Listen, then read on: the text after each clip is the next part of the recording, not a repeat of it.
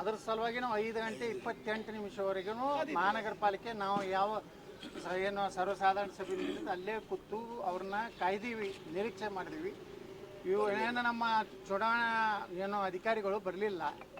ಕೊನೆಗೆ ನಮ್ಮ ಆಯುಕ್ತರು ಏನು ಮಹಾನಗರ ಪಾಲಿಕೆ ಅವರೆಲ್ಲರೂ ನಮ್ಮ ಮಾಹಿತಿ ಕೊಟ್ಟರು. ಏನು ಶ್ರೀಮತಿ ಸುಮಿತ್ರಾ ಜಾಧವ್ ಅವರ ಮತದಾನ ಏನಾಗಿದೆ ಅಲ್ಲಿಯವರೆಗಿನ ಪ್ರಕ್ರಿಯೆ ಆಗಿದೆ ಅಂತೇಳಿ ಅವತ್ತು ಉಪ ಆಯುಕ್ತರು ಮಹಾನಗರ ಪಾಲಿಕೆ ಆಯುಕ್ತರಿಗೆ ಒಂದು ಪತ್ರ ಕೊಟ್ಟಿದ್ದಾರೆ. ಎಲ್ಲ ಪ್ರಕ್ರಿಯೆಗಳನ್ನು ಬರೆದಿದ್ದಾರೆ. ಇನ್ನು ಮುಂದಿನ ಪ್ರಕ್ರಿಯೆ ಅಷ್ಟೇ ಬಾಕಿ ಉಳಿದಿದೆ. ಅದನ್ನು ಪೂರ್ತಿ ಮಾಡ್ತಾ 5:15 ತನಕ ಕಾಯ್ದೀವಿ, ಬರಲಿಲ್ಲ. ಈಗ ಮಾನ್ಯ ಜಿಲ್ಲಾಧಿಕಾರಿಗಳ ಬಳಿ ಬಂದು ಇಡೀ 24 ಸದಸ್ಯರು ಬಂದು ಮನವಿ ಕೊಟ್ಟಿದ್ದೀವಿ. ರಾಜ್ಯ ಚುನಾವಣಾ ಆಯೋಗದ ಆಯುಕ್ತರಿಗೆ ನಾವು ದೂರು ಕೊಟ್ಟಿದ್ದೀವಿ.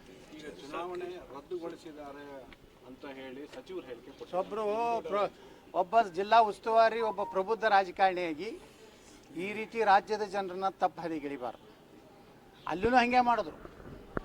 ನಾವು 35 ಮಂದಿ ಡಿಸ್ಕ್ವಾಲಿ ಮಾಡ್ತೀವಿ, ಸರ್ಕಾರ ನಮ್ದಿದೆ, ಈ ರೀತಿ ಉತ್ತರ ಕೊಡೋದು ಒಬ್ಬ ಜಿಲ್ಲಾ ಉಸ್ತುವಾರಿ ಜವಾಬ್ದಾರಿಯುತ ಮಂತ್ರಿಯಾಗಿ ಆ ರೀತಿ ಮಾತಾಡಬಾರ್ದು.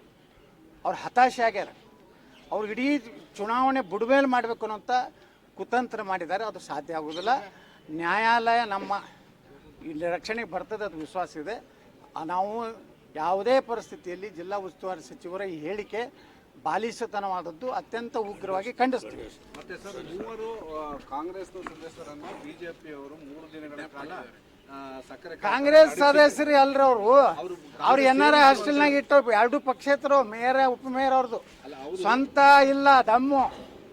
ಕಾಂಗ್ರೆಸ್ಸಿನ ಸ್ವಂತ ದಮ್ಮು ಅಭ್ಯರ್ಥಿಗಳಿಲ್ಲ.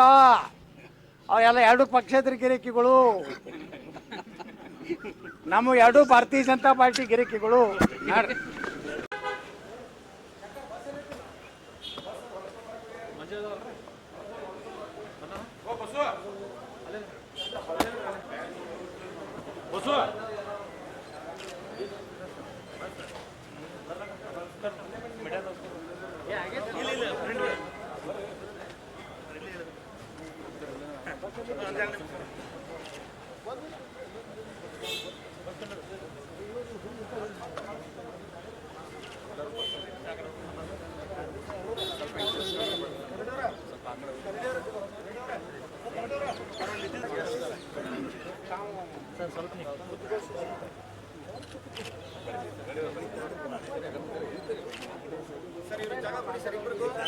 ರವಿಕುಮಾರ್ ಅವರೇ ಜಾಗ ಕೊಡಿ.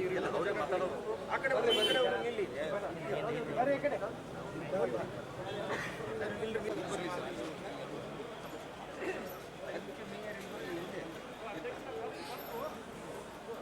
ಈಗ ಇವತ್ತು ಮೇಯರ್ ಸಂಜು ಮೇಯರ್ ಉಪಮೇಯರ್